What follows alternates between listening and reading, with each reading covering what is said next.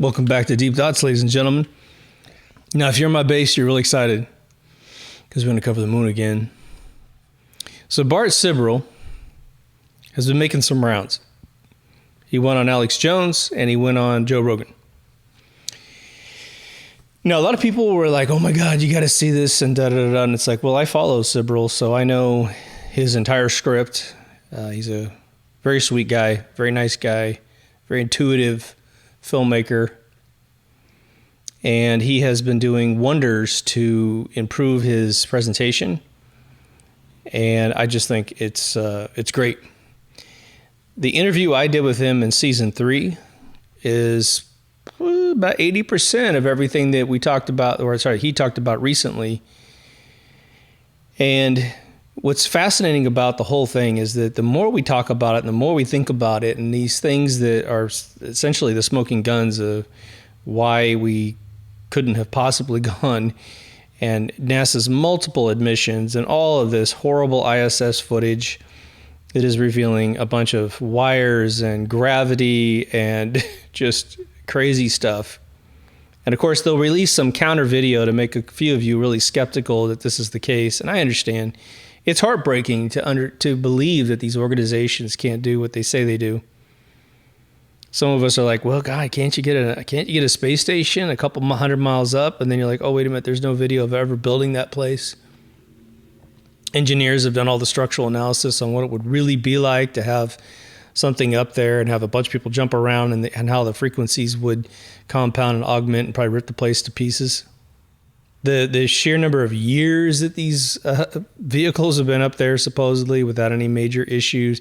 There's never been any major, debris go through the thing. Of course, they just submitted a photograph, which was actually an old photograph of a bullet that had gone through some surface, and it was a front cover of a book.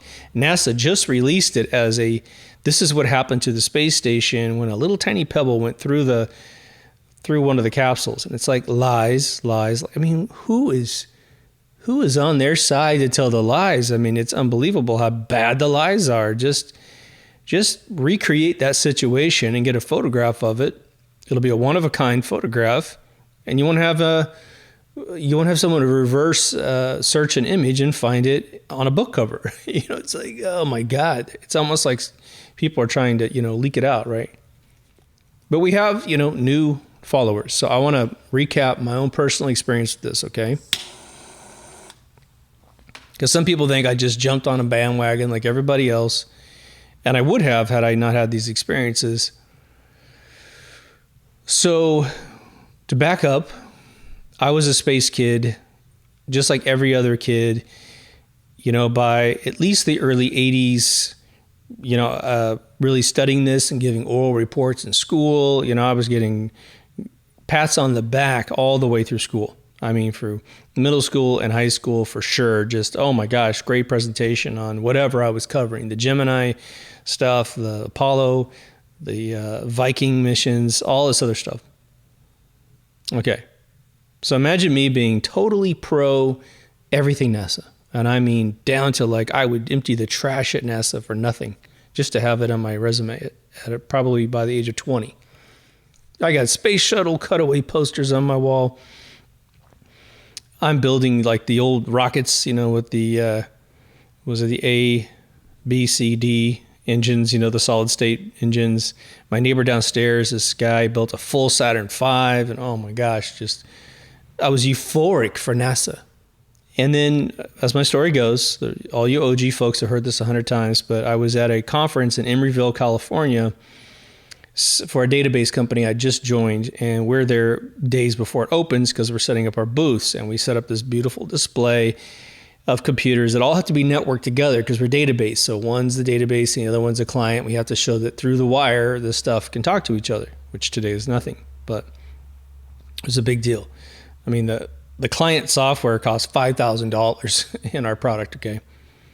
Now, we can't plug our computers into the ground because a union guy's got to do it. 1991, a union guy in San Francisco, Emeryville, gets paid $65 an hour. to plug this thing in the ground. That's a tremendous amount of money. I mean, wow, the union was kicking ass for these guys. So we go and eat lunch. Now I'm with two guys I don't even know. Why I'm there, I'm not quite sure, but I ascended through the company very quickly to the top of tech support, which is like heavy duty Los Alamos Labs dudes calling me up on the phone, and NORAD people calling me. So, I mean, it wasn't like tech support for a tax product, right? But we're sitting down eating lunch, and we just put our plates on the ground. I mean, on the tabletop, the ground. Where the fuck are we? Anyway, guy in front of me, who still exists to this day. I have touched base with him and confirmed and screen captured my conversation with him. I'm not at liberty to say who this guy was. And a guy sitting next to him. This is an American-born guy, and this is a Chinese-born guy. Okay? The guy in front of me is a big dude. And he is like a top dog at our company. He is like one of these savant guys, like just phenomenally brilliant and kind of does whatever he wants to do and just cranks code, man.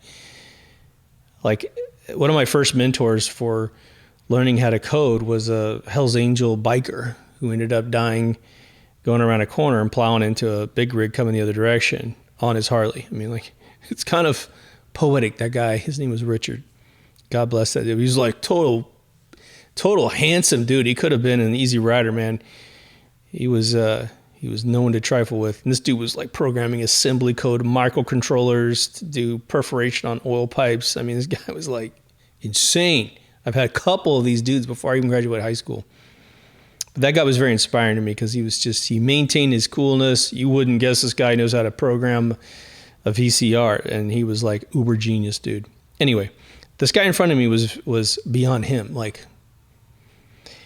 But I didn't know this. And so we're sitting down, and I put the food in front of me, and I make a joke because I'm trying to break the ice with these guys I don't know. And I just said, you'd think if we could put a man on the moon, we could plug our own computers into the ground. And I start shoveling food in my mouth. The dude in front of me says, and I'm not even looking at him, right? I'm looking down at my plate. And he says, you think we did? And I remember still eating. I'm like, think we did what? And he's like, you think we went to the moon? I remember looking up at him at that moment. And he's not eating his food. He's got it in front of him. He's just looking at me. This dude's like getting close to 7 feet tall. Big guy. I said, well, yeah, sure. What are you talking about? So he's really brilliant. He turns to the other guy, and I forget this guy's name next to him. I wouldn't say it anyway, but I said, what do you think, man? Now, he's pulling my leg because these two guys worked together on the Mars mission in the 80s. So to paraphrase the experience, this guy in front of me basically said that he looked for the Apollo platform for 3 months in the early 80s when they greenlit the trip to Mars, which wasn't going to be like anytime soon, but he's doing his math. And he's like, he's a patent holder, graduated high school in his teen, like 16, got a college degree very quickly after that. He's very independently wealthy right now because he was a genius. But apparently the guy in front of me, he was already independently wealthy because of his own income and some inheritance or something like that, whatever it was. So he was just living life the way he wanted to live it. He didn't worry about it when anyone thought about it. That was the cool thing. That level of independence allows someone to say what the hell is on their mind. That's just something you have to keep in the back of your head. But he said after 3 months of looking for the Saturn V platform documentation, he was taken aside in NASA, and they said, you're the dude looking for the Apollo platform stuff, right? And he goes, yeah. And he goes, well, why do you want that? And he goes, what do you mean, why do you want that? We're supposed to go to Mars. Why not take the last platform that went to the moon and just jack it up? And he said, the guy told me, this is his debriefing. He said, the guy told me, I'm speaking for him. He goes, well, we tried to go, but we couldn't go. And so we faked it all. And we have hidden all of this documentation and told the public that we've lost it or misappropriated it. So you're never going to see it in your lifetime. So shut up, take your paycheck. We'll never go into Mars in your lifetime. You'll be extremely wealthy, yada, yada. Now, to a guy that's already independently wealthy, he doesn't have to stay. But he stayed apparently until about, the late 80s. The guy next to him stayed a couple more years. And we had a NASA in the Bay Area. I don't know if that place is still open. And I don't know if that's where he exactly worked. But he essentially finishes with that first introduction. Of course, I'm looking at him like, I can't compute what you're saying. he explains a bunch of stuff to me that Bart Sibrel now says all the time. Van Allen belts, thrusters, being the main two big things. He turns to the guy next to him and goes, what was the last thing that you guys figured out? And the dude next to him is not happy to be in this conversation. He is literally looking over his shoulder. I can see him in my head, memory of him going, oh, God. Luckily, the cafeteria is pretty empty. We went in early. And he said, well, he goes, we found out that the ambient radiation from the sun, minus a coronal mass ejection, is so deadly that we're going to have to encapsulate a capsule in 6 inches of water just to keep the astronauts safe, minus the Van Allen belts and minus a coronal mass ejection hitting those astronauts. 6 inches of water. Well, there's a whole lot of implications with what he was saying. That means you can't get out of the vehicle ever, right? If you could even drop a lunar module down to the surface of the moon, you can't get out unless these guys are going to be running around in water suits, right? So I get told that and a few little other tchotchkes, okay? But here's the interesting thing. I couldn't process it any further. We don't have the internet at that time, with HTTP pages or anything. You got internet, but it's all text-based, right? A couple of years later, HTTP, gets out there, but then there's nothing out there to look at. And you had phone books because you didn't have search engines that worked really well until Alta Vista came out, okay? So fast forward into the 21st century. Unbeknownst to me, in 2001, Bart Sibrel releases his film, A Funny Thing Happened on the Way to the Moon. Within 2 years, he releases Astronauts Gone Wild. Great movie, bad name. But Bart's got a sense of humor. That's why he does it. Somewhere around 04, 05, 06, I get to see this movie, A Funny Thing Happened on the Way to the Moon. I don't remember how anyone recommended it to me, and it was online for free. And I watch it. And suddenly I have this Luke, I'm your father moment, and I go back to my buddy telling me all this stuff. And Bart's got the other half, plus the footage proving that they were faking images of the Earth within the capsule. And we start the process, like all my friends and people that I knew that had been studying this longer than me. I start tapping on doors digitally, and I'm talking to folks, and all of a sudden, boom, boom, boom, boom. But I will say, actually, you know what? I have to correct the chronology of this, because by 2003, I had a guy sit across from me at a restaurant who was a big high clearance NASA guy. And the guy that owned the restaurant said, you two guys have to talk. That's actually really interesting. Yeah. So I talked to this guy, and he goes, yeah, he says we to go to the moon, blah, blah, blah. And I look at him, and he looks at me, and he thinks, I'm just your average Joe. And so he's like, well, anyone who thinks we didn't go to the moon is a fucking asshole. That's what he said, quote unquote. Sorry for the language, people. And so I start in on a few things, right? Within 4 minutes, this guy looks at me, he laughs, he looks around the room, and he says, yeah, we didn't go to the moon. You're right. And this happened again. I met a scientist who worked for Teller, who basically he's credited with creating the H-bomb. And this guy had a little Masonic ring on his finger, and I talked to him about that, and finally he said he worked for Teller. And saying you work for Teller is one thing, but proving it's a different thing. So I started drilling this guy, and sure enough, man, he brought the brain with the ring. And it was just, because we didn't talk about the moon right away, I eventually said, well, what is your latest information on the moon? He just looked at me and laughed, and he's like, well, that's just a bunch of crap. He says, we can't make it today. And that was probably 2010, 2012, somewhere in there, just literally a mile down the street. Just bumped into this dude. And he was telling me a bunch of other stuff that I was trying to track, but he was just talking about working with Teller on deep physics stuff. He was in his 20s when Teller was in his 50s, 60s. But he was very celebrated to get close to Teller, right? So Bart does the tour. Now Bart is selling a book, which is must be I bought a copy of the book and then I moved, so I gave him the money, but I haven't had a chance to read it through. I need to get the audio book and just let him read it. But he and I have talked so much, and I edited a few things of Bart's that have nothing to do with the moon mission stuff. He had an old video he had created as a kid, published it, and it just needed help. And so I re-edited the whole thing, color balanced it, remastered it, and edited it, made it tighter because it was a comedy. It had a bunch of pauses in it. So I edited that thing down. It's pretty cool. He appreciated that. There's two hemispheres of the smoking guns that we always go after. There's the theoretical smoking guns, which you have to use your brain a little bit to go, oh yeah, oh my God, this doesn't make any sense. And then you have your physical smoking guns, which are things like converging shadows on the moon's surface and lighting everywhere, multiple light sources. And again, all these photographs have been stuck through Hollywood software to find out how many light sources are on photographs. This is something Hollywood does all the time to recreate sets from still shots because they need to put it into CG, and this software is indisputably the way it is. And then, of course, NVIDIA, who is providing sexual favors behind dumpsters to NASA, does a little video on YouTube about how it was Buzz Aldrin going back down the stairs. The reason why he's lit is because of a bunch of reflecting light off the surface of the moon, when every other shadow is pitch black anywhere we look on the moon, right? Now, I've kind of conceded down to the point where it's like, if you want to believe that we went and you're just committed to that, well, psychologically, you are their bitch. They can tell you anything and you'll just believe it. You don't need any proof.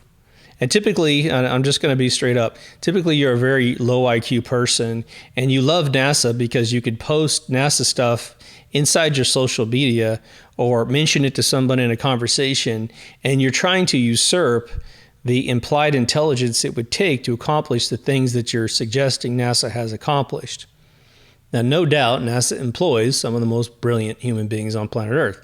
Never take that away from them. It's just these ultimate claims that don't have the ultimate evidence to prove it, right? But that's literally the people online. The people online I know that post this stuff all the time. It's never anything else intelligent except for the usurping of scientific findings and that kind of stuff. Every once in a while they'll post a real thing, but it's overwhelmingly 80% crap. Okay, in all divisions of science, that's just, I don't know, trying to keep the illusion going, right?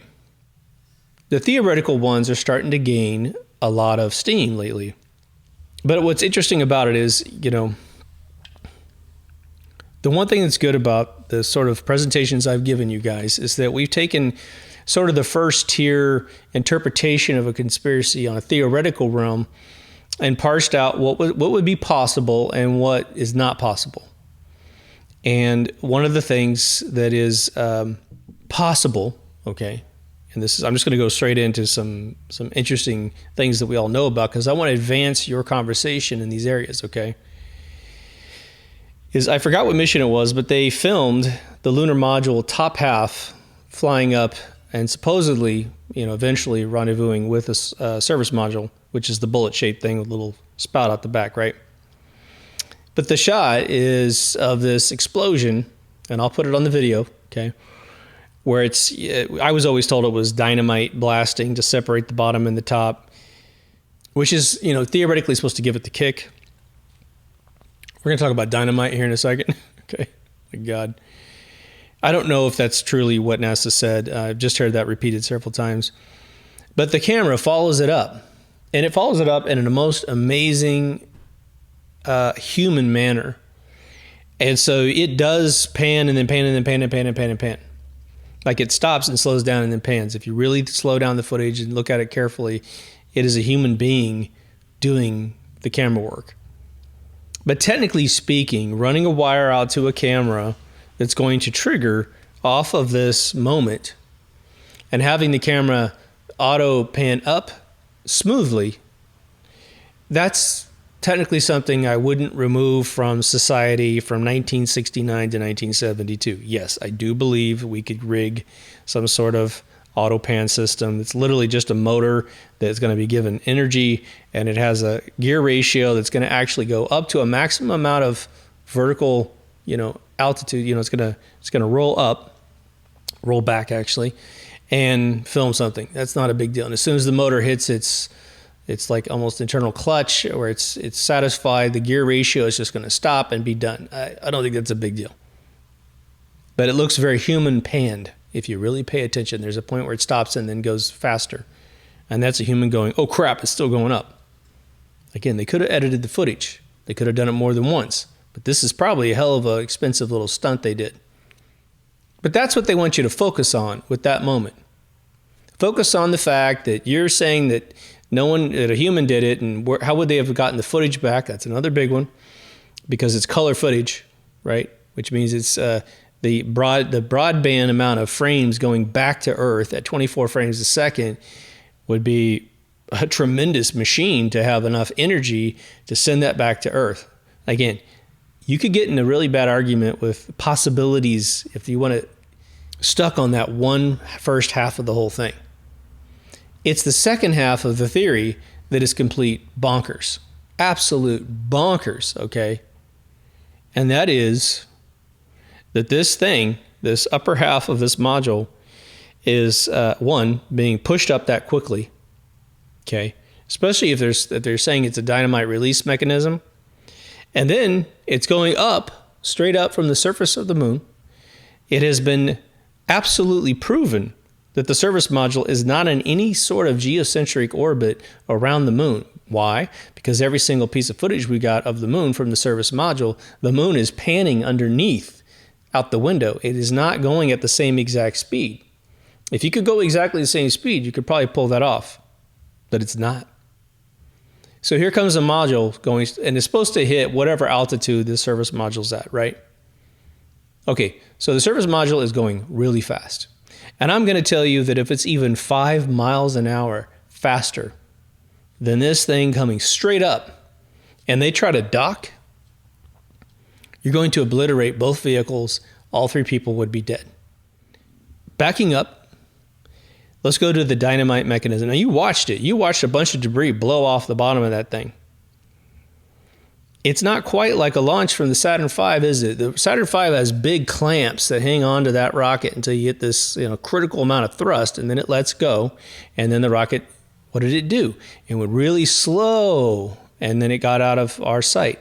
The Saturn V platform is a behemoth, amazing accomplishment for 1969. Just forget human beings ever being inside the thing. That was a massive rocket that was at the tip of the infancy, coming out of the infancy of rockets, and it made it out of our sight every single time it was ever fired. It never blew up on the tarmac. It never blew up during flight. It's amazing. But human beings are fragile bags of water. Like I always say, the human body is nothing more than a tube. Everything's a tube in the human body. Think about it. There's a start line, a finish line to all the tubes. Some of them are your mouth to your butt. Some of your vascular systems that go around your body. Some of them splash out into capillaries. Some of them go in circles. Okay. If you were to accelerate the human body as quickly as you see it in that explosion, you're going to give Buzz Aldrin and Neil Armstrong probably terminal medical problems. You can't just eject human beings into the sky that fast and not kill them. Anybody who's ever seen anyone eject out of a jet, there's all kinds of stuff going on in those seats that absorb that sudden impact. I think the average person loses, 1.5 inches off of their spine.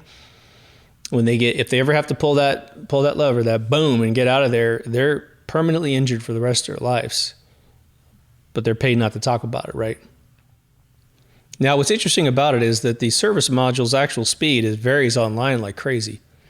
But someone just did a recent little video of this, and he mentioned something, which is he says, look, there has to be more thrust on this little upper area. Otherwise, it's going to come back down to the moon. And he's absolutely correct. The moon is, 1,200 miles across. Okay. Now, forget all the other theories about its shape being anything other than a sphere.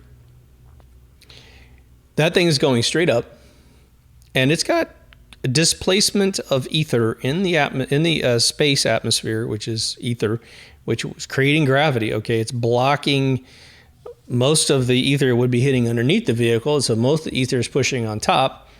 And for those of you who think you're a genius and atoms talk to each other, and you think gravity is the phenomenon definition.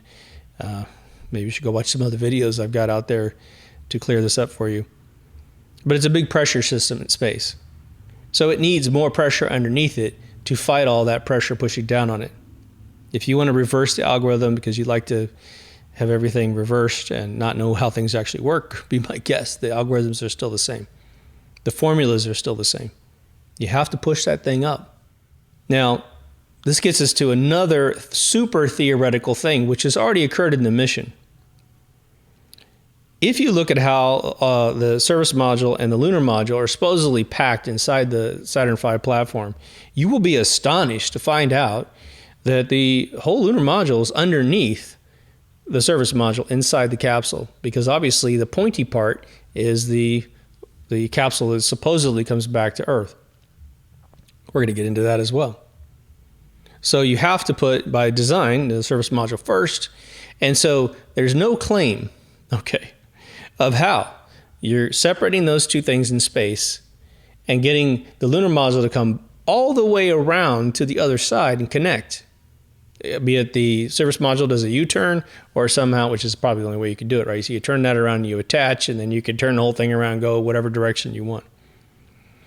These little retro rocket things, let's just suspend the fact that I don't think any of that works in a vacuum, okay? Newton's third law fails because you're multiplying a bunch of force times a zero, therefore you don't get equal and opposite reaction, okay? Are you exerting force on the vehicle? Absolutely, but that doesn't have anything to do with your relative position and velocity vector in space. Once you establish that, that's where you're going. And there ain't nothing you can do to stop going in that direction. You can tear the ship apart, but all those particles are still going in that direction.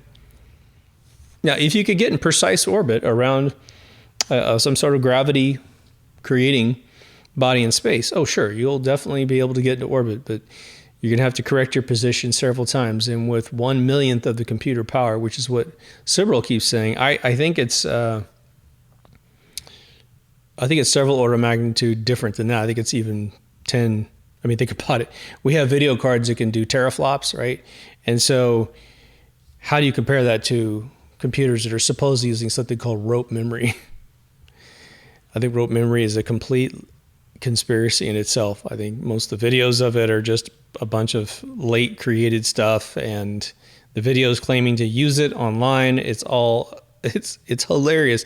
NASA supposedly doesn't have the schematics of the Saturn V. They don't have any schematics of the Rocketdyne engines, but somebody mailed a guy on YouTube the original tapes or memory rope clusters, grids, to his house to then read them and resimulate what the program would do. I mean, come on. Are we in two different universes here all of a sudden? We are. It's called truth and lies, okay? But this whole, maneuvering thing, how could you possibly practice that? How could you possibly practice such a thing if you've never been in a vacuum of space before, and especially 235,000 miles away? Because you can't just do it in a vacuum. You have to do it in the orbital vacuum of the moon, because it's going to be different, right? The idea that is put forth by NASA is that the first time's always the charm. And this is when Sibrel reminds us that it took, after 80 years of aviation, when the 747 was designed on paper and then flown, that it nearly took 170 attempts of pushing it down the runway with engines to get it to take off. Where's the NASA first time it's a charm engineers from that project? No, something that's 1,000,000, billion, quadrillion times more difficult that man has never done. For NASA, it always works the very first time. Isn't that phenomenal? And the only caveat that idiots will tell you is that, well, no, I've seen a lot of rockets blow up on the tarmac. Why? Because, that's captured reality. When I say something's out of sight, out of mind, and I'm claiming I caught a fish that's 2 miles long, well, you weren't there. You weren't there. You weren't there, right? That's the stupid cliche they'll use here on Earth. But when it says when it's in space, oh, well, of course NASA did it. They caught a fish a galaxy wide. You weren't there, right? It's this faux loyalty. It's this ridiculous usurping of other people's intelligence, which is still a lie, so someone can feel smart. And there's some weird thing about man. I think it was because back in the village days of the world, the smartest person was a useful person, therefore could literally walk up to a family and say, I think she's beautiful, I want her to be my wife. And they'd be going, sure, here you go. You could have whatever you want. Maybe you walk into a restaurant and they're like, here's food for free because you're the guy who built the water well in downtown, right? Yeah, without you, we wouldn't have this business, you know. So being smart is almost this inbred desire of mankind because it yields all kinds of benefits. Now it's celebrities of all kinds, from politicians, musicians, actors, you name it. TikTok influencers. On Earth, it is almost, if you're unequivocally and definitively the biggest moron on planet Earth, as long as a PR agency tells other morons that you're smart, they don't have anything to fight the claim with, right? They're idiots as well. And so there's more of those every single day. And so it becomes a club. Okay. Well, hopefully that's going to influence them to actually read a book at some point in their lifetime, right? So this jostling, you know, of the service module, doing a full 180 and connecting, okay? And then, I guess, reorienting again to be able to get that thing out there and drop down, because the astronauts have to crawl into it, right, through the tip. And consequently, the tip of the capsule is where the parachutes are supposed to be. 3 parachutes larger than your house. You know, when they tent a house for termites, there's probably more material in the parachute, a single parachute that you saw on TV every time one of these missions ended, than you need material to cover your entire house if it's just a 3-bedroom home. If it's not more, it's around the same exact amount of material. And one of our listeners went off and talked to NASA about this, and they said, oh, it was packed to the density of bark. Isn't it weird that that's where the door is? Was it around the outside edge? 3 different parachutes packed to the density of bark? Well, the weird thing about that is we know about airbags in cars now. How do airbags in cars work? Well, they put an explosive powder inside the steering wheel, right? But if you think about it, the cubic space of the steering wheel place where it is and the size of the actual final balloon, it makes complete sense. When you subtract out density versus air, it makes sense, but it still breaks your freaking nose when it pops, right? And if you've ever watched drag racing or any type of Top Fuel, anything that has to use a parachute to stop a car at the end, I mean, the amount of errors that happen and these things are crazy. And well, we never had a problem with the parachute as far as I know. Correct me if I'm wrong. All 3 always fired. But we're going to get to that capsule in a little while here. I always say that, and hopefully I don't forget. But you have these little, you know, conical retro rockets that are all over both vehicles that are just, hey, just push a little bit of steam out. I mean, we've made enough Buck Rogers movies for people to see. And remember, prior to 69, here's the Hollywood game. And this is why NASA consultants would volunteer for Hollywood productions. They would volunteer because what they are trying to do is insert into the mind of man fake science, so that when they repeat the fake science, everybody watching it on TV goes, well, I saw that in 2001. I saw that in Missile to the Moon. I saw that this and that and this. Well, you know, the rockets aren't shaped like that anymore, but that works, you know. Newton's third law, I heard about it, you know. Conservation of energy. But you have to buy into the model that a little tiny spit of power out of one of these conical cones is somehow just, boy, it's just rotating this thing like no problem in space. Pushing off of nothing and causing all this relative movement in space, okay? Even if that works, and I'm wrong about this, how would anyone ever practice such a thing? There are so many like-minded things here on planet Earth where we're trying to do something for the very first time. They were saying that spacewalks were really difficult because once you get out there in the relatively light atmosphere of the Earth, which is, you know, they tell you it's like thousands of degrees, because I guess it's the 4th law of thermodynamics. When you are something that could absorb a particle, you will become the absolute magnet for the particles, and they will rush at you at a speed that will basically vaporize you. And so a lot of folks are just doing basic math nowadays. Scientists who've been buying this their whole life, 34-year-old industry, so add 20 years for their life, their education, they're now coming out and saying, how could this even happen? Because these vehicles would get up there, they should be vaporizing.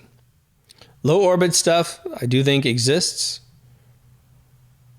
You've got, SpaceX's Starlight stuff working. I've had many friends sign up for Starlight. Now it's doing a ground-based transmission to a satellite on your house that's then jamming it up there, and you get back data.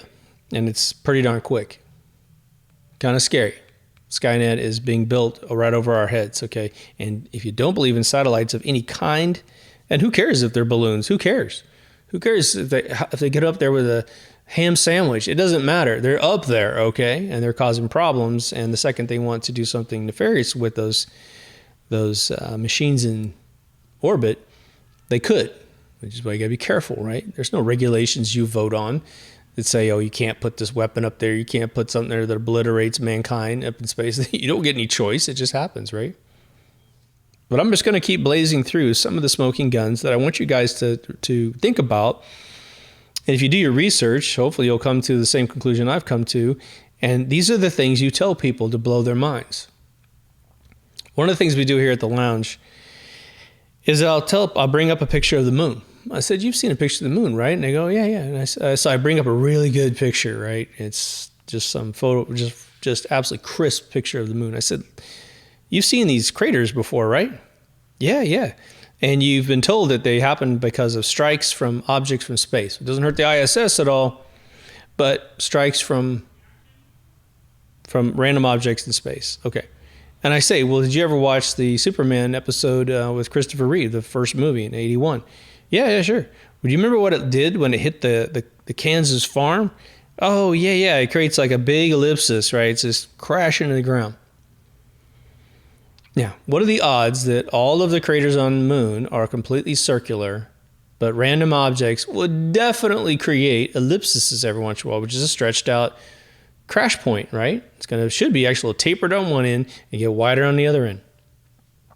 It should be very rare to see a completely circular crater anywhere. So what are they? Right? Well, all the craters on Earth, whether you believe it or not, aren't made from objects from space. It doesn't matter what you've been told. They aren't craters from objects from outer space.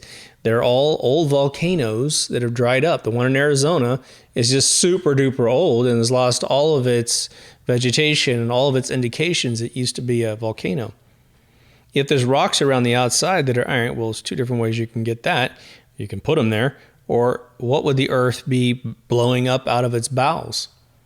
And then give it 100 million years. What's it going to be? It's going to be very primitive elements popping out because that's what the crust of Earth will create it. The crust of Earth is the most incredible chemistry lab that we have access to. That's just a fact. Well, what color is the moon?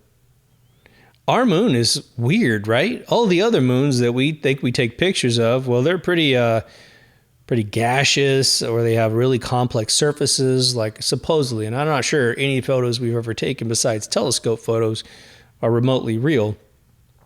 But take Io from Jupiter. I mean, my God, it's just wild looking, right? And what is it? Europa. It's like a big, supposedly ice ball. Okay. Our moon is the same color as the ash on the end of this cigar. It's ash gray. When they faked the moon missions, they used cement dust inside of two hangars they built side by side and a hangar in southern New Mexico. They greenlit a bunch of construction on site of the Air Force base such that when a bunch of cement's being brought in to create this prop, it got lost in all the other construction that was going on. I come from a cement town. Ash Grove is the gigantic cement company in my hometown. You go one out, it's Monarch Cement Company in Humboldt, Kansas, and there's another one in Iola, Kansas, which I don't remember the name of that one. I'm very familiar with cement, okay? If you play around cement, it sticks to you the exact same way that this stuff was sticking to the astronauts' legs. And again, if you pay attention to all the footage of astronauts hopping around on the surface of the moon, you have actors in suits with these blast shields with, gold on it, so that you can't see that they're not Neil Armstrong and Buzz Aldrin and all the other astronauts that said they were there. They tell you this lie that it's to protect the astronauts from the beaming sun rays. And honestly, it makes some sense that you might do something like that, as long as it's a two-way mirror you can see through. I'm not sure how you create a two-way mirror out of gold and still be okay, but we've got all kinds of technology to tint. Welders look through welding masks and that kind of stuff. But every time they hop around, if you pay attention at their feet, and there's some videos that are much better than others, but it seems like all of the dust that they kick off the ground flies away from their feet in a vector away from the camera. And people are like, whoa, that's weird. Why would that be the case? The reason why is that they've got gigantic lights on them in a studio, and they're boiling. When they took the spacesuits to, Death Valley, the only time they ever tested the suits in real life on Earth was in Death Valley.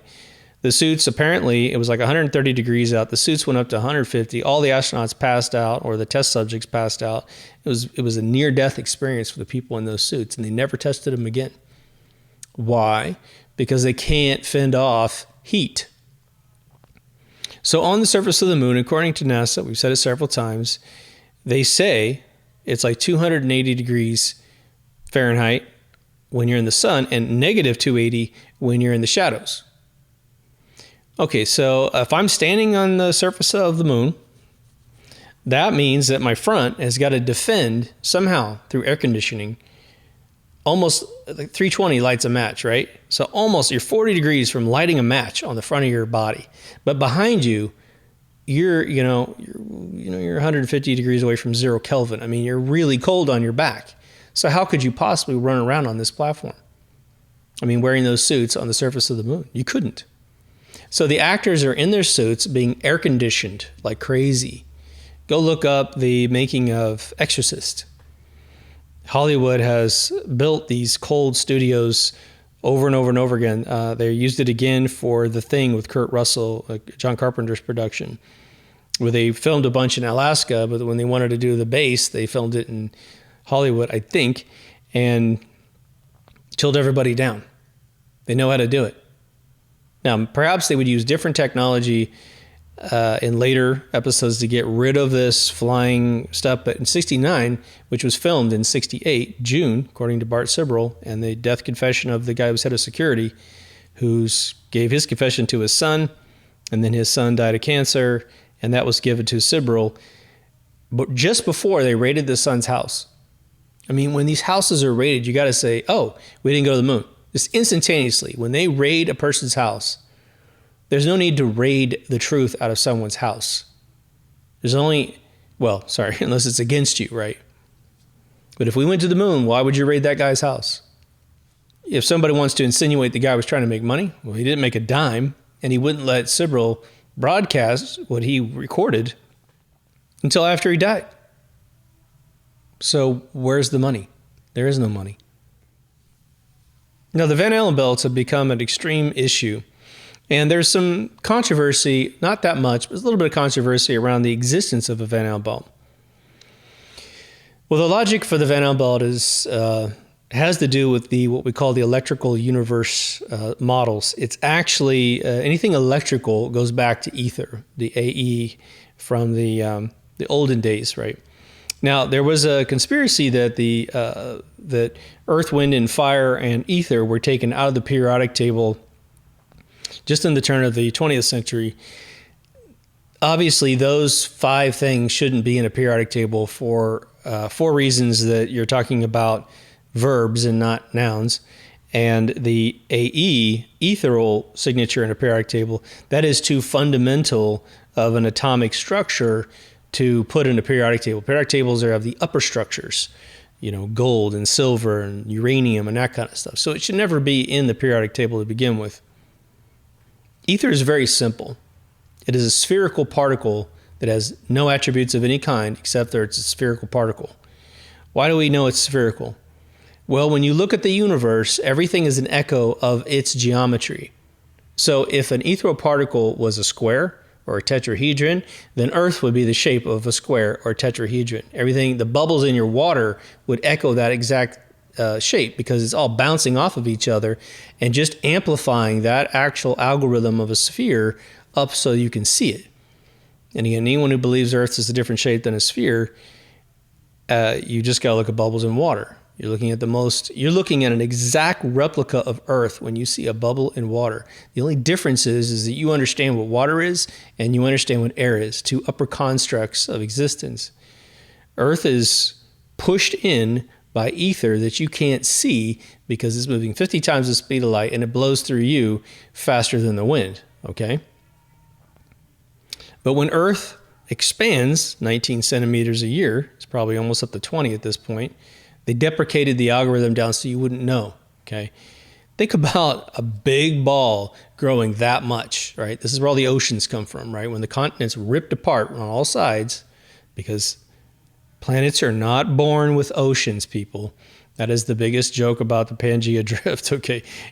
What is the theory that water, H2O, would be a base component of the surface of any object in space? It's not, okay? It's all a hard surface, 1/4 the size that it is now, roughly, and it starts to tear apart. There's seams that break faster, so the Pacific Ocean breaks really fast and gets really big. The Atlantic breaks slower, so you can see that everything in the Atlantic connects, but your brain, unless you take the globe and you literally cut out a huge pie slice out of it, you can't see that everything connects all the way around. Go on Google Earth and you'll find everything connects. Look at the bottom of the ocean. Even the western edge of South America has a western edge of South America on the bottom of the Pacific Ocean. We can assume that was above ground at some point, maybe it hosted societies, right? When the Earth is being created, it is being spit out from the sun. The sun spits out a little bit of its, probably a massive CME, starts sort of the base component to create a planet. That's why Mercury is smaller than Venus. That's why Venus is approaching the size of Earth. Now, whatever happened to Mars was it might be one of these Mercuries that never quite inflates all the way up. Could be the cycles of the sun don't do as much inflating in a particular cycle. But that big meteor belt between Mars and Jupiter is when all of the solid state planets erupt. And that's what that belt's made out of, is the former surfaces of Jupiter, Saturn, Uranus, and Neptune. That's why they're all gas giants. Their crusts couldn't hang on to the injection after all those years. And so that's why they're all gas giants past that point. It's the only thing that makes any sense, people. Okay? Again, you have to re-educate your children. And any of you with little babies that you can teach, oh my gosh, could you imagine teaching them the real science of the world? Be a whole lot better, wouldn't it?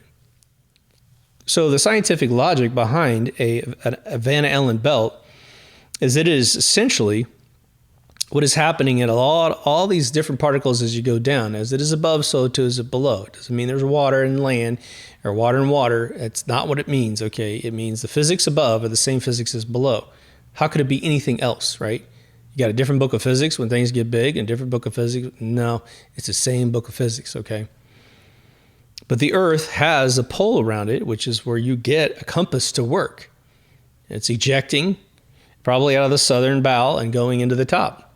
It could be the other way around, but I don't think it is, because we look at these compasses and they point north, right? So everything's going north. Well, that is what is most likely protecting Earth from any flying debris. I've seen Halley's Comet and Hale-Bopp with my own eyes. So there's something out there that can fly by every once in a while. You know, whether they're comets made of everything they say, who cares? Big bright thing moving through space. I've seen plenty of meteor showers in my lifetime, and it's not some Project Bluebeam in the middle of Kansas, okay? How they predict them is very interesting, but again, by the mid-'80s, they took a slice of a telescopic, a piece of the atmosphere and counted how many particles were seen flowing through this little square. And then they multiplied that times the circumference of Earth, and they determined by 85 that there's over 100 million rocks of some sort burning up in the Van Allen belts per minute, every 60 seconds. 100 million. You're telling me you got a space station up there? You're going to have to convince me, okay, that in 23 years, we haven't had one just ripped to shreds. right? Like the movie Gravity with Sandra Bullock. That would be a real eventuality of anything we put in space. Eventually, everyone dies. Eventually, okay? Now again, ether is characterized by its behavior and it's characterized by its speed. When it's moving 50 times the speed of light, you and I will never see it and feel it as it is in its sort of vacuumous form. It is everywhere all the time. As I said, you're being recreated every split second of your existence by these ethereal flows through your system. So when you have a Van Allen belt, you've got resistance going on in this belt, this torus, right, around Earth. And so you do get a slower moving ether and it becomes microwaves. And that's why putting humans through it is going to be an issue. That is why NASA greenlit Project Orion. Project Orion is all about trying to figure out how to put a man through it. And of course, without saying they've ever actually done it successfully, they've already announced that in 2 years' time, they're going to put men back on the moon. Wow. That's either one of two indications. One, there's going to be a postponement because of some cataclysmic event on Earth. This is what happened with the 2018.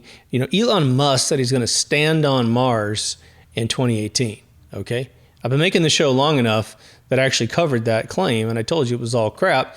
And now he lied, and no one seems to remember or hold him remotely responsible for such an outrageous lie. When you're a publicly traded company, you can't tell lies like that because you're giving the shareholders a false indication of your technological abilities and progress. I'm investing because you said you'd be on Mars by 2018. So in my brain, I'm going to go a 10-year run starting in 2016.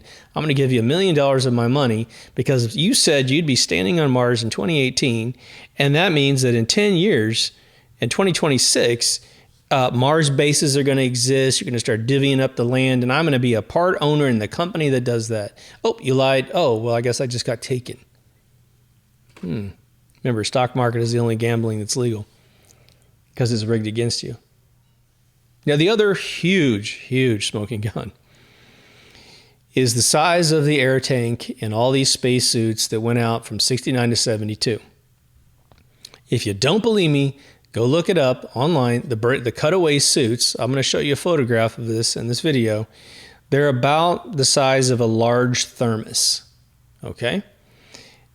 I believe that by Apollo 17, which was barely broadcast because they supposedly said they pointed the camera at the sun and blew out its, whatever receptor they're using. I don't know what they were using back in those days. I don't want to say what we're using today because it probably won't match. But they said they damaged the camera.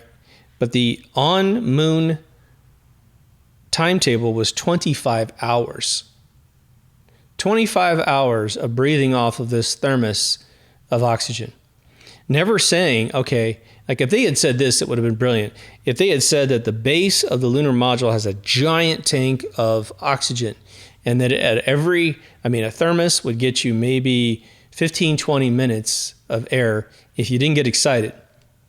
They'd have to walk up to it with their tube, take it off a little stand, right, a little clip, and then put it in the base of the lunar module and air it up, and then put it back in the clip and then go mess around for a little while. Hey, that would at least cover the lie. But that's not even in the system.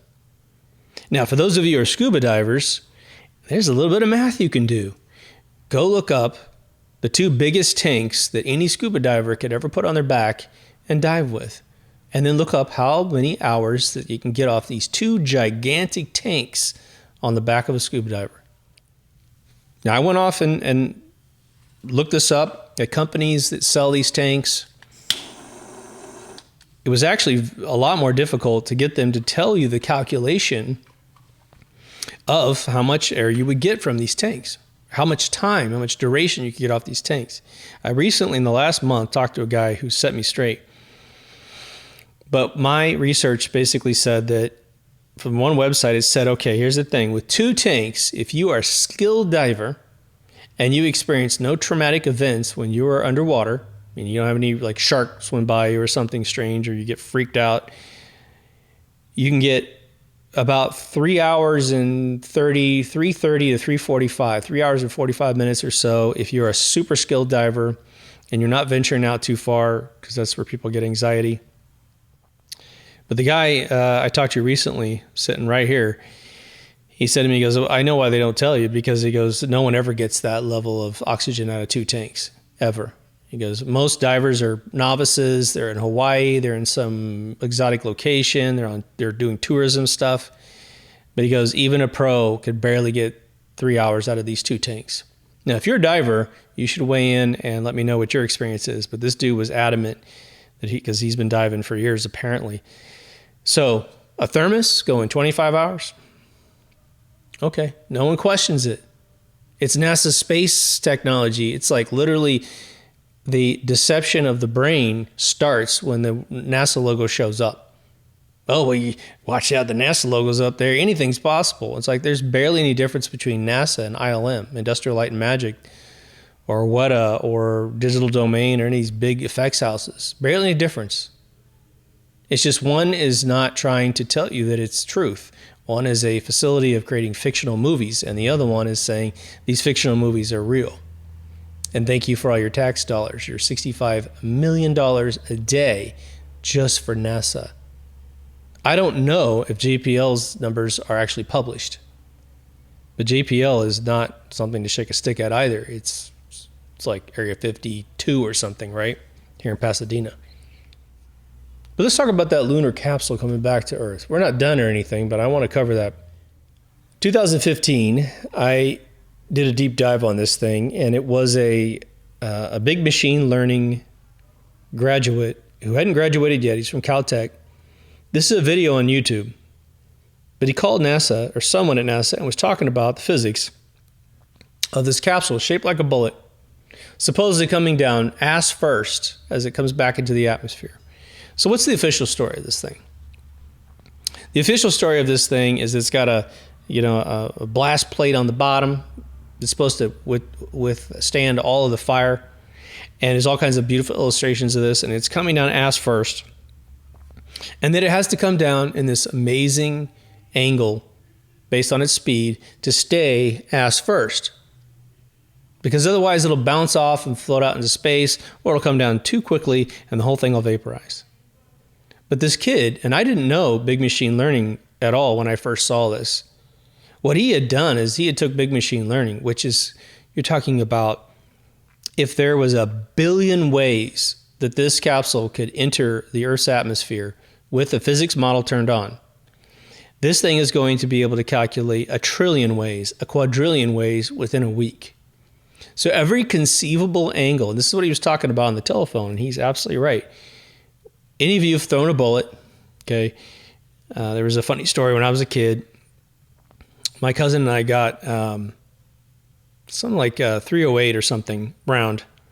It was silly because we didn't actually have a 308 gun at the time, and we kept trying to throw this bullet. We had a piece of concrete about 10 feet away, and we had this tube of concrete on the ground we were hiding behind, right? And we kept throwing this damn bullet, throwing it and trying to flip it and throw it and, try to get the twirl so it would hit the actual cartridge on the back to make the bullet pop. Our arms got tired. It never, ever went ass first. We kept picking the bullet back up, and the tip just kept getting shaved off because the tip was the only thing that would hit the other side. Why? Because of its aerodynamics, it always just straightened out and hit tip first. And it's funny that was a little experiment when I was in my teens. So anything shaped like a bullet is going to want to go tip first, no matter what you try to do. And that's what this kid was saying. But he said, look, what he said was that the bullet, no matter what he did, would basically start going into a rotation and just bounce off the atmosphere, meaning everybody would die. He said, I have let this thing run for a really long time, and not a single angle with a computer generating every conceivable angle using a physics engine could make this thing work. And supposedly these pilots who had never done it before just, oh yeah, no problem. I'm just going to land this thing. So their brains are better than computers that have calculated every possible combination. It's absurd. Okay. This thing was pushed out of the back of a vehicle and basically with the parachutes ready to go, which is why they always opened and why they could crawl through that tip, and it wasn't packed with parachutes, right? And it falls down and splashes into the ground. That cuts out everything. That cuts out all low orbit stuff. That cuts out everything NASA's ever said they were able to do with that particular platform approach. What's funny about it is I mentioned this recently, but Outer Limits, the Twilight Zone copy that ran from 1963 to 65, second or third episode is about them faking an alien invasion. That's what the episode's about. As part of the plan to fake, this is 63 people, which means it was written before that, right? They were taking a human being and genetically altering them over weeks and weeks and weeks, telling the guy's wife he died on a test flight. They built a spaceship out of special metals that they hadn't told the public about. So when the spaceship lands and someone examines it, it's going to pass the test. They gave him a ray gun that's made a bunch of technology that no one had known about. But they said that we're going to push it out of the back of a cargo jet. That's how you're going to get your initial flight. It's not supposed to parachute down. It's supposed to fly down. It's a funny little sequence they do. But think about it. They used Hollywood to incubate up possible faux plans for these moon missions. It's just that simple, which is why the 60s had so much sci-fi. The 50s had its B-movie sci-fi, and, there was definitely Forbidden Planet had some theories in there. Not so much The Day the Earth Stood Still, but definitely Forbidden Planet. I mean, Forbidden Planet has a technology that you probably miss. I've seen this movie 50 times, at least, okay? And there's a point when they come out of light speed down to impulse power, you might say, from a Star Trek paradigm, where all of the occupants of the ship have to stand on these little pads, just like a transporter pad, and they all get phased out of reality into pure energy, so that when the ship slows down from light speed to impulse speed, they don't get ripped to shreds because they're pure energy. And then they get reconstituted back into their human form. This is 1956, people. That's when the movie released, let alone the theory that somebody came up with. So, brilliant minds, right? I mean, they can think up all kinds of wild stuff. But what is the other super defense knee-jerk reaction about telling an old fart that we didn't go to the moon? You don't hear this from younger generation people. In fact, most of the younger generation people go, yeah, I thought we didn't go. But I don't know any details, but I pretty much think we didn't go. And they'll say, well, you know how many people would have to be in on that thing? No, that's proof they never thought it through. Compartmentalization, a need-to-know basis. How many spy movies have already had this out before 1969? There's tons of them. You only know what you need to know. Now, what happens when you're a lower level echelon person and you're being driven by your superiors to create something, and it's like everything's failing? Every design you turn in fails, and you're just almost delusional because you've been working on this for years and years, and you're literally almost 10 years you're working on this. 8 at least, right? From when Kennedy did his speech to us, supposedly stepping on a movie studio floor, right? Well, your boss finally comes back and says, you did it, kid. You did it. What? Yeah, your nightmare's over. It passed the test. Thank you so much. Here's your check. And sit back and watch the fireworks in a few years when your invention goes to the moon. And it's even responsible for going to the moon. What's that person get to do? They get to go home and tell their family that they just helped go to the moon. And when it happens, oh my God, they get the re-celebration of that moment. You think that person would ever want to get rid of that experience? They believe it. You could give them a lie detection test, and unless the lie detection test comes with questions like, do you have proof that we went to the moon? They'd have to say no. You could say, well, I saw it on TV. Well, that's not proof. You saw it on TV. Can you prove that what was presented on TV wasn't fake? And these people would have to bail on the test. But if they said, keep the questions simple. Did you contribute a part, a technology, a patent that helped the astronauts go to the moon, and just stop right there? Boom. Yes. Ding, ding, ding. You told the truth. That's how easy it would be to convince everyone else at the lower level that what they created would actually work. Now, how many people at the tippy top need to know? Well, all of your big administration people need to know. It's not that much. All the astronauts have to know. Remember, Gus Grissom was murdered with his two buddies because he said it wasn't going to make it. The CIA was on the tarmac the day before. They install a switch which does two things. The guy flips the switch the next day, and it basically fills up their oxygen with cyanide, which is how they died. It's the official documentation that Gus's wife was given. Okay. It's a foot thick, according to Sibrel, who read it all and who has interviewed both the wife and the son several times for hours and hours and hours. He said, I think in my interview, he said 8 hours. But it also eventually starts the fire. And whether that has to be remote or not, but if you have something in one of your checks, because they're just doing a little check on the tarmac, it was Apollo 1 capsule. So pink, you're out instantaneously with cyanide. They tried to make it humane on one level. Yeah, their bodies get burned, but they're gone already. So here comes the fire, and they don't even try to escape. Someone told me recently that the door of that particular capsule opened inward and not outward.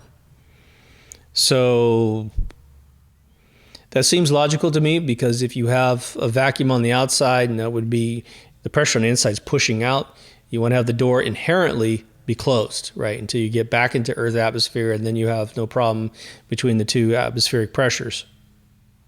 The other one is the car. And I have a buddy of mine who was born in 1960, and he said that he was watching all of the launches, 100%. He's like 9 years old, and then 11, and then 12, and he's a brilliant guy. And so what he said to me was, he goes, I remember specifically listening to them during Apollo 11's narration saying that the Rocketdyne engines are so perfectly balanced thrust-wise to push the payload up into space that now this is an analogy, not literal, but they couldn't put another paperclip on there without causing issues. Now, obviously, that's just an announcer being silly, but let's just say 100 pounds more would definitely be a problem. Maybe 50 pounds more, maybe 10 pounds would be too much. Now, the Rocketdyne engines never got changed because it takes a lot to change one of those engines. It does, okay? And so when you bring up a 699-pound vehicle, which I believe started in 15, okay, so how'd you do that without adding more engines or increasing the engine's thrust? How would you do that? You don't. It couldn't be done. When you look at all the footage of the rover on the moon, there's a couple telltale signs. For anyone, a bunch of dudes who do like a lot of dune buggy type competitions in the 21st century, they looked at some of the physics of how much the plume came off the wheels. But there's a few things that are very interesting. The number one thing is that the astronaut who's supposed to be holding onto the steering wheel isn't moving at all. There's no human gestures from these astronauts. At some point, okay, this is inevitable. If you do 15, 16, and 17, someone is going to go, hey, like that, especially if the vehicle came to a stop. You might be hanging on for dear life while it's going, but once you stop, you're going to be, hey, yeah, it's me, right? There's none of that. That is a dummy on some sort of remote control vehicle. Now, whether or not the vehicle is the same size as a Jeep, or if it's even smaller, I don't even care. I would assume it's probably the size of a Jeep. But people did the physics of what this limited zero atmosphere world would do for kicking up the plume. And the other thing too is if you take the footage and you double its speed, all of a sudden it looks like it's here on Earth. The amount of time that this plume goes into the air and comes back down, it looks totally normal now. Now, what would happen if you ran a tire inside of dust on the surface of the moon with no atmosphere? That stuff is going to fly for a really long time. In fact, it would probably be dangerous to drive that vehicle anywhere near the lunar module because you could cake it with a bunch of dust, which is all already supposedly on their suits, right? But imagine an astronaut gets plastered with this stuff. I mean, you'd have to stop and scrape this guy down, and who knows what would be a mechanical issue that might cause problems. And what's interesting about it is that we have a lot of rocks on Earth that if they were pulverized down to dust, What happened when Mount St. Helens blew up? I'll give you an example. Why did the photographer die? The famous photographer who thought he was safe. And then, of course, 2/3 of the mountain ejects into the sky. Everybody who died around Mount St. Helens died because glass fibers went inside their lungs and shredded them to death. Just look it up. So would you want to be in a suit that's inflated with supposedly this magical air that can cool off the front and warm up the back if you're facing the sun? And Jesus, you could slice the suit apart. What if I put, shavings of glass on you and then I just rubbed you real fast? Well, that would push the shreds, the razor sharp edges right into your suit, and that could take the first layer of suit off, and then you're going to die, right? Now NASA loves it when you pick a bad piece of evidence. There's the pictures of the shoes, right, of the astronauts that are smooth, right? But the footprint on the moon has got moon boot looking stuff, right? A graded edge. Well, I think a lot of you know now, but they actually said on Earth that these are little booties they get put on the end of those shoes. So they walk into the vehicle with these leather shoes, and then when they get, which is funny in general, and then they put these little plastic booties on the end. Okay. What would happen to any rubber that we make on Earth if you put it in 280-degree temperatures, stepping on the moon? Well, I dare say you put a utensil from you put any type of rubber utensil from your kitchen. It's not made for heat. Maybe a pad you put stuff down. Go up to 280 and see what happens. Just put it in the oven at 280 and see what happens. Take it out at 280 with some tongs and see if it doesn't just obliterate. No claim that they made special rubber that could make this happen. The other one is the fingertips of the gloves, right? Okay. Well, what would happen if I made you a rubber glove exactly like that and I sent you to Anchorage, Alaska in wintertime, or the South Pole? And you're out there, and South Pole is 60 degrees below zero. One, because of the elevation, because there's mountains down there, right? And if you get up really high, you're really chilled out, right? Your hands are going to get frostbite. Why? Because what is cold and what is heat? Heat is aggravation of your atomic structure. Cold is the stabilization. It's like quantum locking when they put a little piece of dry ice on the little magnet. It quantum locks because everything is being slowed down. Well, your fingers are going to get really cold. There's barely anything they could possibly do. And if they really insulated you a lot, you wouldn't be able to feel much when you touch things. But they had no issue, no problem. These gloves wouldn't work on Earth, let alone the moon, okay? I mean, they work, but you couldn't be out there for 25 hours in these environments. The other one is the lack of a crater underneath the lunar module every single time they landed.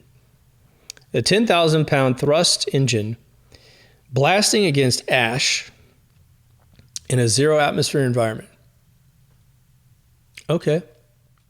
Watch any helicopter land in a normal terrain with dirt and watch what everybody does. Oh, my God, Now, that's a helicopter blade.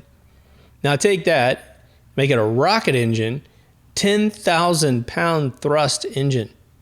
And you're telling me you're not going to disfigure this landing site? And isn't it interesting? They never had a problem landing. Ever, ever, ever. They couldn't ever make a model on Earth that they could come down diagonally and hit. The theory was that they created these shock absorber boxes that are one-time use, right? They hit and they crush.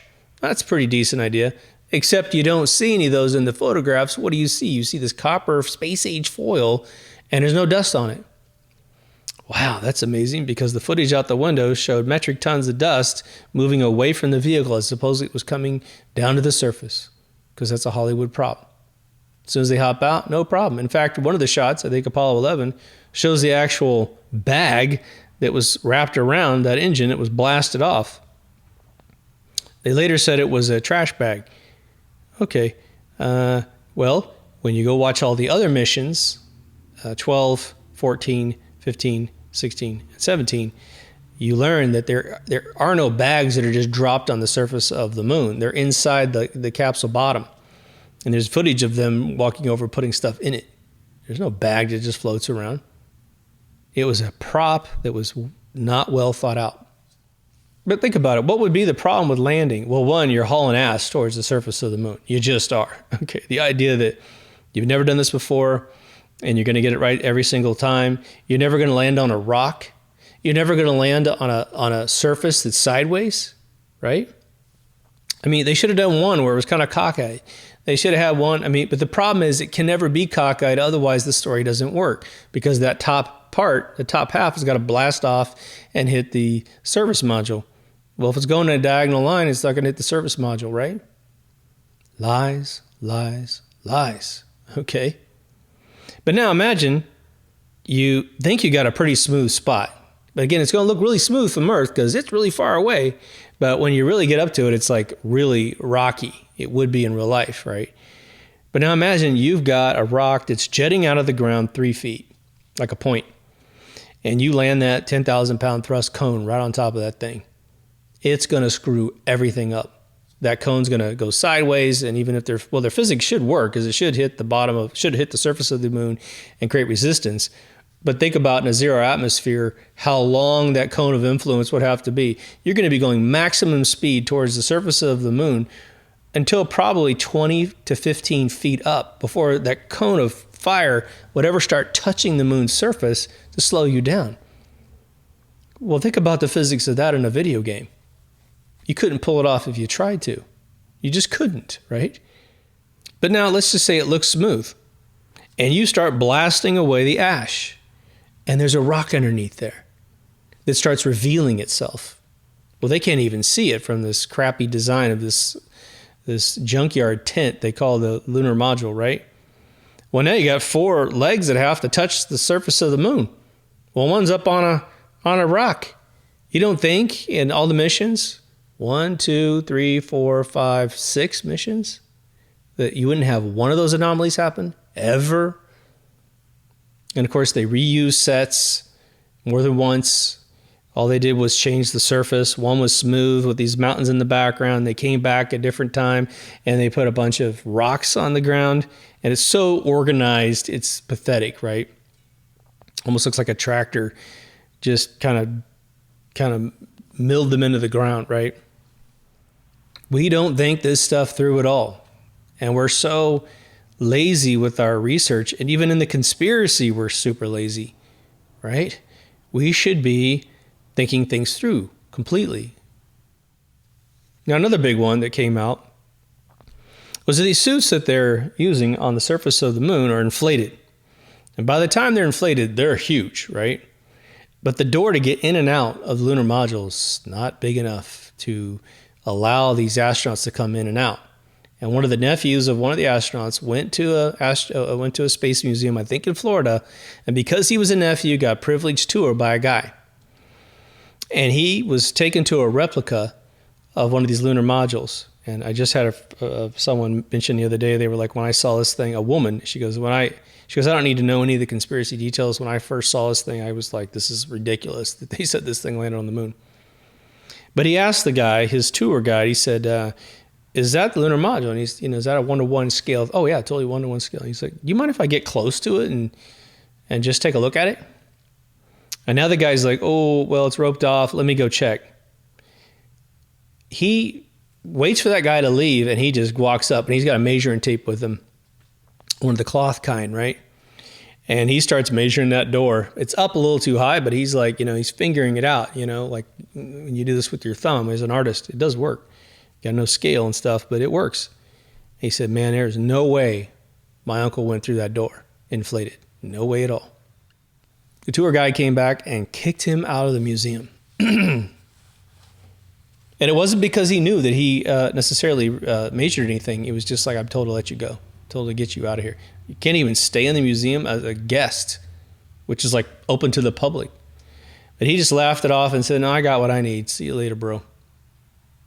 God bless that dude for doing that, right? So one of the big questions, is whether or not the astronauts were ever on board. Well, the fake footage that they did of Earth from space, which is essentially filmed chronologically backwards. When they were very close to Earth, they were faking shots of Earth being far away. And as they went further away, it kept getting bigger and bigger in their shots. It's all atomic clock stamped, and Bart Sibrel was given this reel. It's a 54-minute long reel of them doing this over and over and over again. And they eventually showed that they were putting a gel on the window, that they had red lights in the room. They were literally filming this on Apollo 11. So there's a couple theories to this. There would be no need to fake this footage of Earth in low orbit if they weren't in low orbit, right? You just wouldn't need to do that. You would just fake it on Earth with high altitude shots, like the blue marble shot they released in Apollo 17, where they screwed up the Red Sea and then digitally fixed it later, never announced it, but re-released the photograph. And I'll show you that one as well. It's a smoking gun of smoking guns, man. They never achieved altitude high enough to take a picture of Africa the way that they said they did, which low orbit would not provide that marble shot. But they created a window which basically had a fisheye kind of geometry to the glass, so it would actually condense down a bigger picture on the outside to the inside, and they just put a gel on the window to create a fake horizon. Consequently, Michael Collins was controlling the camera, and it was all in color. But when you see Neil Armstrong step down on the moon, it's in black and white, and it's grainy and shitty. But they had color cameras on board. Why would you ever, ever, ever allow the most incredible event of mankind to be filmed in black and white? Ever, right? Hey, all the other color footage made it, right? The Hasselblads worked. Okay, now we're going to get into radiation here in a second for cameras, but they didn't say something like, well, we put, multiple cameras on the outside of the lunar module such that when Neil went down that ladder, we were shooting it with color, we were shooting it with black and white. There was a malfunction on the color camera, potentially to radiation or whatever, and make up some excuse. They don't try to cover their bases. They filmed what would be the most extraordinary accomplishment of mankind. Fire and the wheel are the only two things they get close to stepping on the moon. But they filmed it black and white. Then they transmit that image relatively live on the wall at NASA, and they make all the networks film the wall. No one's allowed to have the original feed from the moon. Why? Because it ain't coming from the moon. That's why. Why? Because it was filmed technically 13 months earlier in New Mexico, and it's just being broadcast at them. Now, some of you are saying, well, we have these satellite towers around the Earth, and those towers, as the Earth rotated, got the actual telemetry data from the entire flight. You're full of crap. I know we went to the moon. Well, a team of documentary filmmakers went to Australia while they were having a little shindig with the original guys that ran the tower in Australia. It's Australia or New Zealand, one of those two places. I think it was Australia. But the guys wait till the party starts, and all these really old guys are there, and they're having a time of their life. They haven't seen each other in a long time. They're celebrating what they think they were part of. And finally, the guy waits for this cherry moment in their little event. It's a daytime back patio. And he says, well, they put up a satellite in March of 69.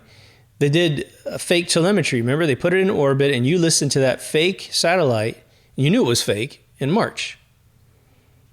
Well, they go, yeah, we did. Yeah, that's right. And he goes, well, what would stop them from putting another one up there in July and simply giving you new data? And all these dudes start looking at each other, and God bless them, they admitted the kid was potentially right. And he goes, well, what do you think about that, man? Yeah, that would work, wouldn't it? Yeah. Now, there was a younger guy there. Let's say these dudes are in their 70s plus. The guy who was there was in his late 50s, tops. And he comes out, and they pose the question to him. Now, obviously, he wasn't a part of the team unless he was a little kid. And he said, what do you think about that? And he goes, I don't think we should be talking about this kind of thing. Boom. They're caught red-handed, not lying, but that guy's trying to stop the conversation. It's done. It's done. That's how they faked that data. They put a new satellite up every single time they want to fake this whole mission and beam it down. And quite frankly, all they had to have was an AWACS flying overhead. That's all they had to do. There's all kinds of ways to convince radar systems that something is actually traveling when it's actually being triangulated from a couple different sources. Just so you know, you could fake vehicles in space, in airspace, if you really wanted to. That's kind of 101 theater of war tricks they don't want everybody to know about, okay? I think they just used a satellite, quite frankly. And then, of course, there's that one little question. Why haven't we gone back? Why haven't we gone back?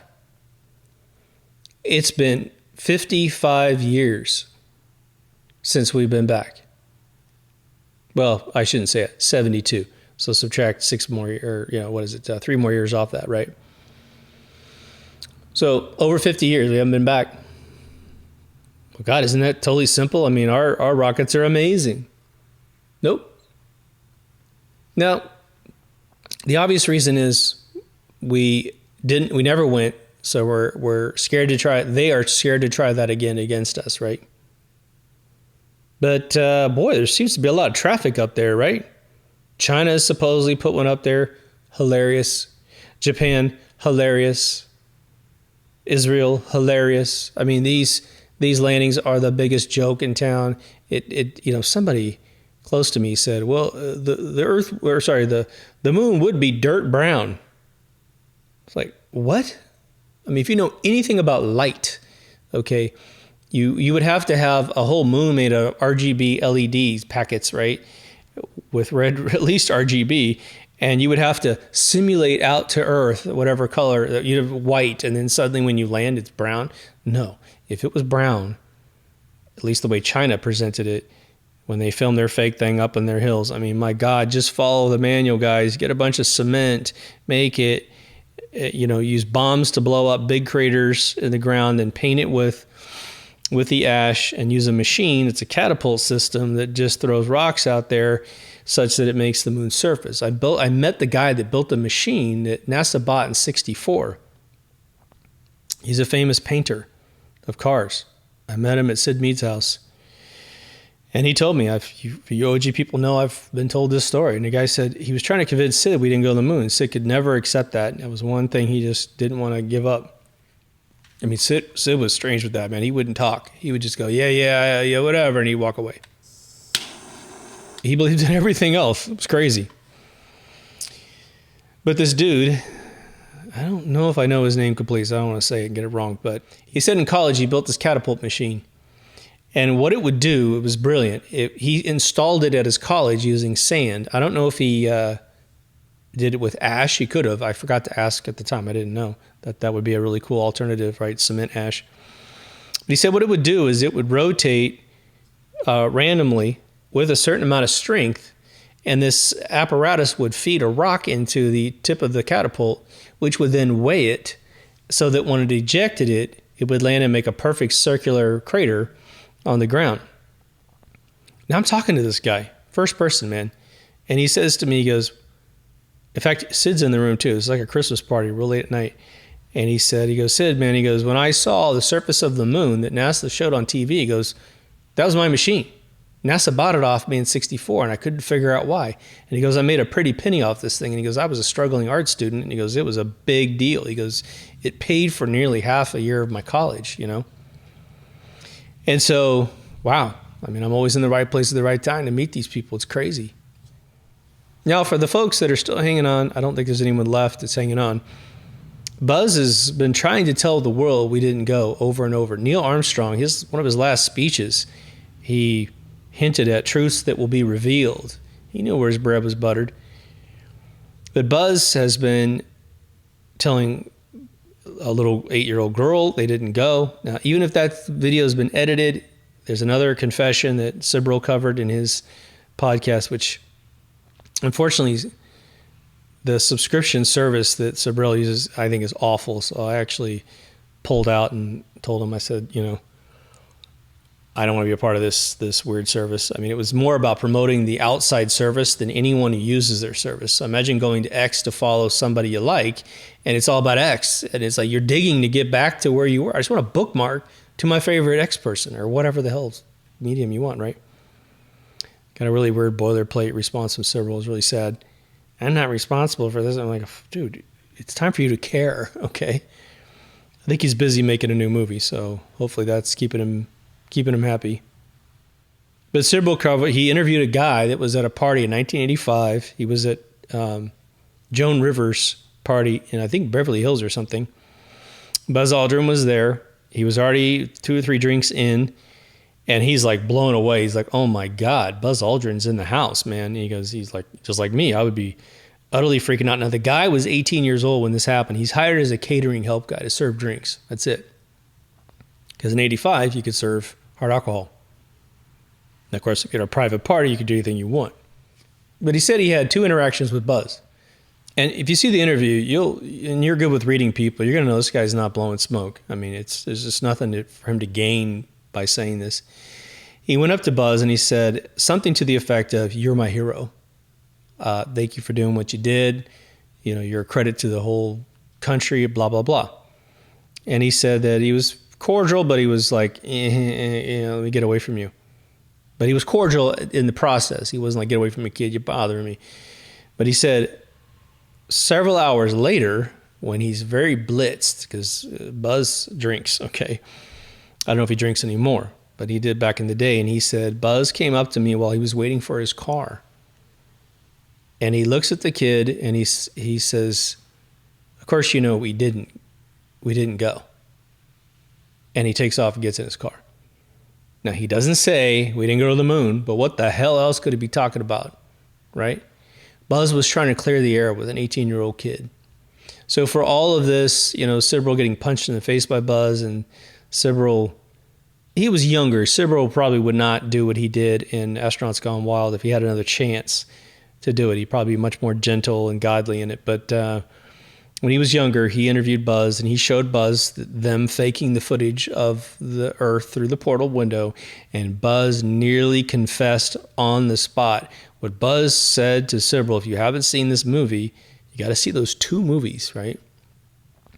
He said, "Why are you asking me?" He says, "We were just passengers. Why are you asking me?" And then he threatens Bart Sibrel with a lawsuit if that footage was ever aired on TV, which it aired all over the web, right? You can go watch it. It's in my interview. If you go and watch the season 3 Sibrel, just go to deepthoughtsradio.com, type Sibrel or interview. It's the only interview I've done on this whole show, okay? We present it beautifully inside this. And Bart and I, we filmed our interview, and then I edited it all together, and he gave me some better pointers, and I re-edited it, and it came out great. And Bart told me, he said, look, this is the most views I've had on any interview of mine in such a short period of time. I mean, it had 10,000 on his site just instantaneously. So it's a good interview, if I don't say so myself. But I'm willing to bet one of 2 things is going to occur.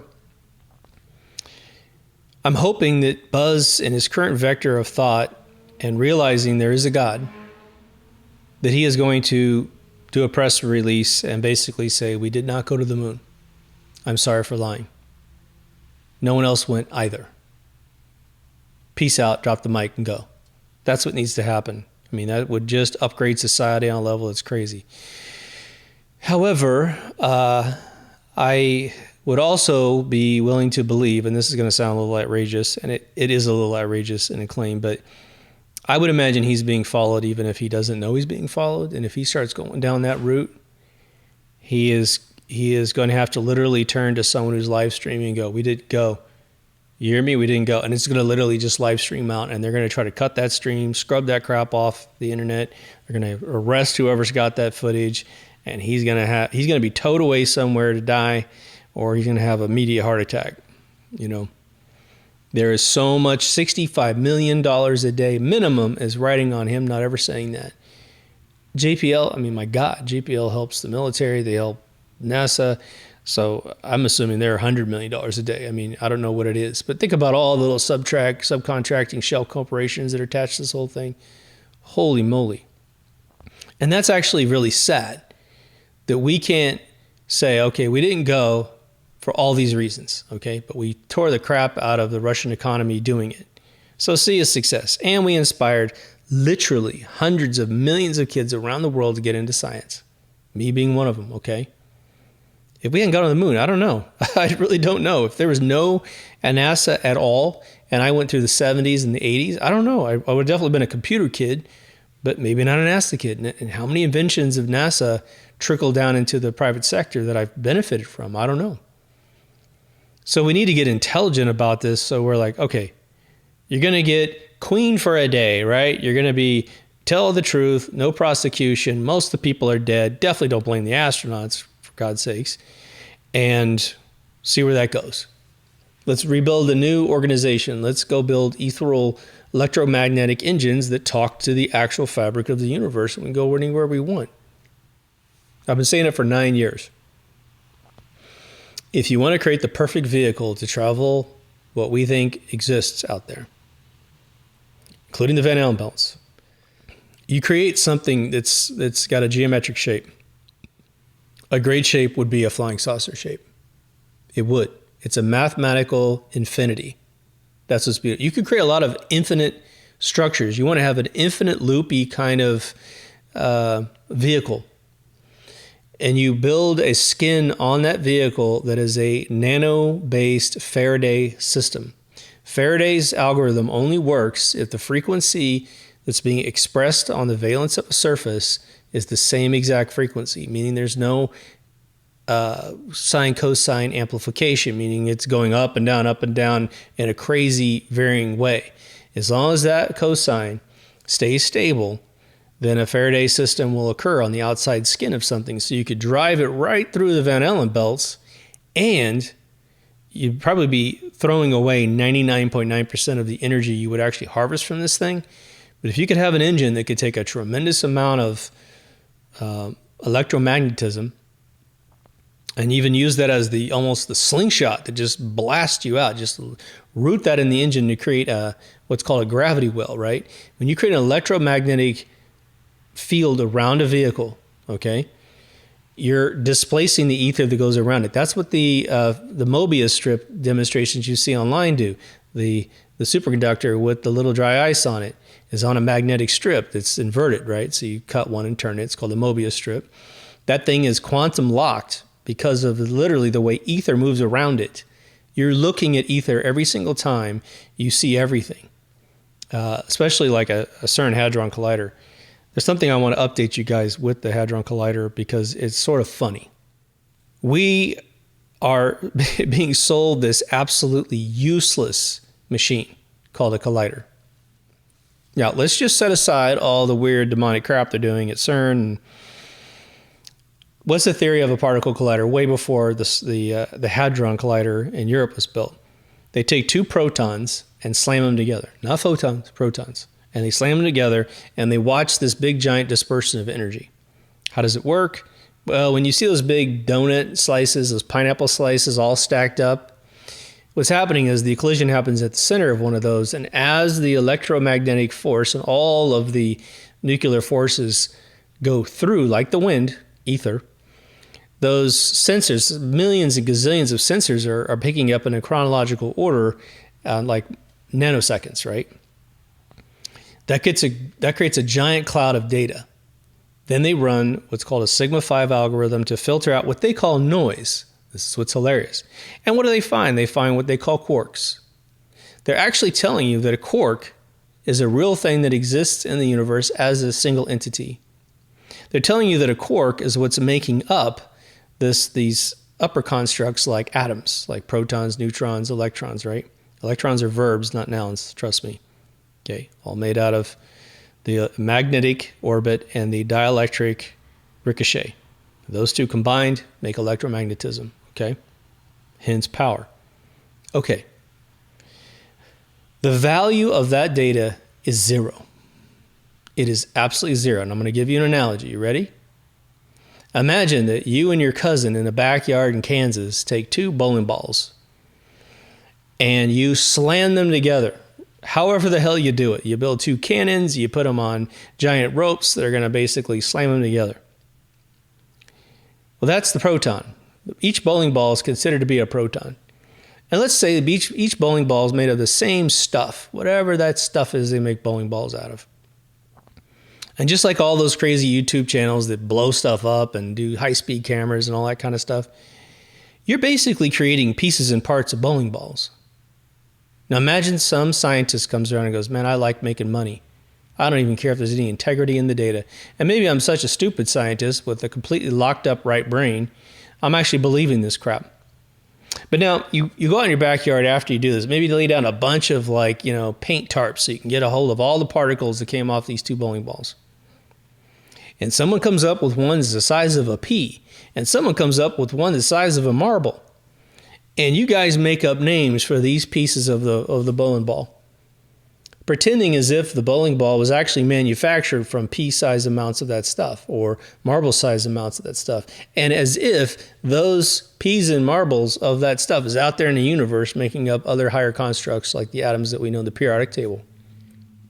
All they are doing is creating an impact that basically releases the quantum entanglement of these two constructs, which are protons. All these things is what we call quantum entanglement, right? It's ether that has been trapped in a three-dimensional realm that is holding together in an orbit. But it's more of an algorithm than a stationary matter that's inside this thing.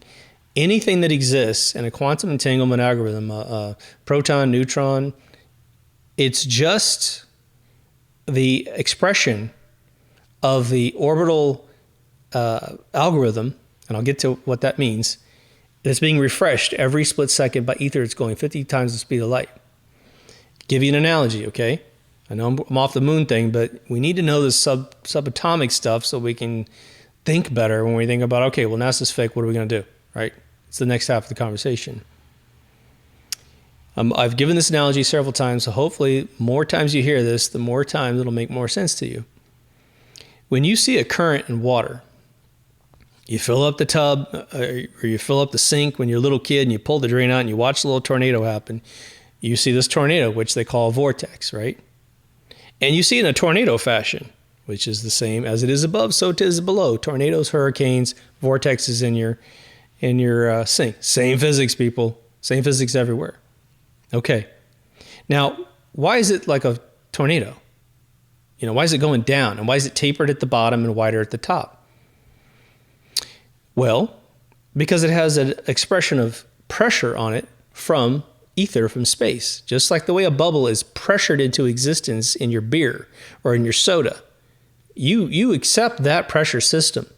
But when I say the ether is not a pull but a push, everyone, oh my God, well, I'm going to get out this dictionary that says that gravity is a phenomenon theory of science. And that word phenomenon shouldn't be associated with anything related to science. But for this one, we're just going to pass the buck because I'm not that smart. If you were to take that exact situation, take the water and turn it into ether, same exact physics, okay? Thermodynamics is the same everywhere you go, okay? And you put it in a zero gravity situation, a vacuum as we think about it, which is there is no vacuum anywhere, it's going to turn into a torus, which is a donut shape. And it's going to be the exact shape of what a planet is, what a moon is, right? The crust is just a slower moving surface that expresses itself, while the interior of these objects are 100% ether and plasma, okay? Again, I always say this to you guys. The first time you can see ether, as far as I know, with human eyeballs, is when it slows down to a lightning bolt. That's when you see plasma. That's the first time you can see ether. Any faster, it disappears into the spectrum of light that you can't recognize. The CERN Hadron Collider is creating junk data and giving junk designations names. Now, when you collide it over and over again, can you make those general sizes of quarks over and over and over again? Sure. Now go get two new bowling balls. Clean up all that data, in your backyard. Roll those tarps up and put them off in your warehouse, and roll out new tarps and take two new bowling balls, maybe two 15-pounders, really good sized ones, and slam them together. And let me know if you don't come up with one that's the size of a pea, one that's the size of a marble. And take that into your warehouse and lay it next to the other one and then compare pieces. You're going to have Legos the same exact size and shape. But it's going to be largely random, which is where the Sigma 5 algorithm straightens it all out. What's the Sigma 5 algorithm really doing? It's picking and choosing from subjective data. So you just filter out anything you don't want to recognize. And isn't it funny that everything else that it filters out is just considered to be energy? That is the gradient of existence of ether. When you burn something, it's a chain reaction that undoes the quantum entanglement of that which is burning. And the only thing that survives is usually carbon, because it's one of the most fundamental components. I mean, hydrogen is a gas, right? Carbon is one of the first tangible things that we can keep our fingers on when we hold it in our hands, right? If I grab the ash off the end of this cigar, I've got carbon on my hands, right? Or carbon-based life forms. Why?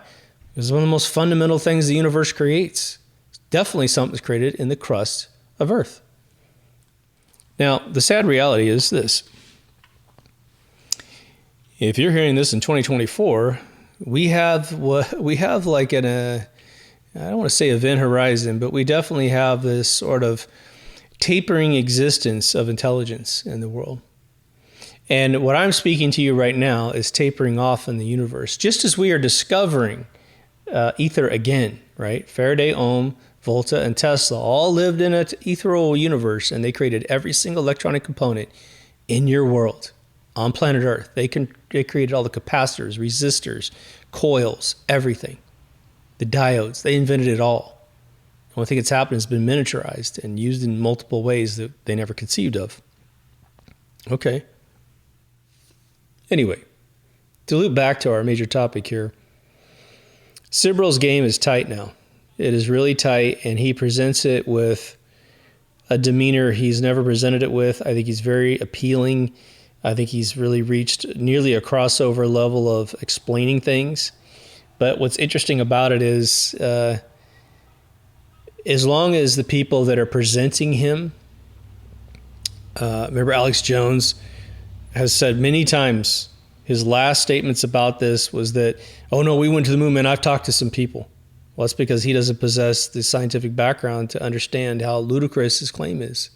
Joe Rogan was all for the fact we didn't go to the moon. He was correct initially, but then he got syndicated. And then he realized where his bread was buttered, and he's not supposed to say certain things. He'll lose circulation. He'll put a video up, and it gets labeled. Everything in this video is wrong.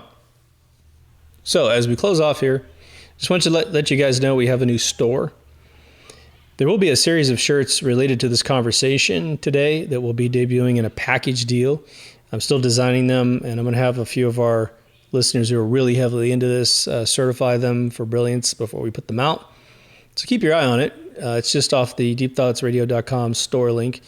But we managed to put up a few new shirts and as well reduce the pricing a little bit. And I'm actually making money off of them now. Not much, but they vary now with size. And so instead of charging a small t-shirt the same price as a 5XL, it now varies in price. So that's good. So I'm no longer on spring anymore. Thank God. The other store is still up just in case there's someone who bookmarked it or there's a hot link to it off the search. But just know you should click on the store from the front page of our website and get over there. But anyway, I hope you enjoyed the conversation. I love talking about this subject, and I think we've amassed enough stuff that we could go for it. Just know there's over probably 20 episodes on the moon mission stuff. Just go to deepthoughtsradio.com, scroll down to the category section, and click on moon missions or NASA or alien or whatever you like. And there's a ton of conversations like this. If you're new, the big spin I put on this is that I've just been dragged into conversations with some people that have been through all this stuff. And so a large thing about Deep Thoughts Radio is that I've either witnessed myself or been involved with events that people just can't accept. It's just weird. And when I see it or I've been involved with it or talked to the heads of state of these things I've talked about on the show, And I hear people go, "Oh, that didn't happen." It's like, okay, whatever. It's like, it comes with some qualifications anyway. But anyway, again, if you haven't been to deepthoughtsradio.com, everything's up there. Do it to it. To the Patreon and PayPal people, thank you so much. You make it happen. Take care of yourself and someone else. And I'll see you in the next Deep Thoughts. Over and out.